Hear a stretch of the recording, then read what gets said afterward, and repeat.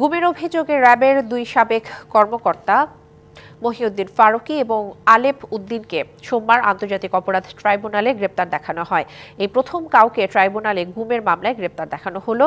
সকাল 11টায় তাদের গাজীপুরের কাশিমপুর কারাগারের হাই সিকিউরিটি সেল থেকে ট্রাইব্যুনালে হাজির করা হয়। এর আগে গত 28শে নভেম্বর আন্তর্জাতিক অপরাধ ট্রাইব্যুনালের চেয়ারম্যান বিচারপতি মোহাম্মদ গোলাম মর্তুজা মজুমদারের নেতৃত্বে 2 সদস্যের আন্তর্জাতিক অপরাধ ট্রাইব্যুনাল তাদের হাজির করার নির্দেশ দিয়েছিলেন।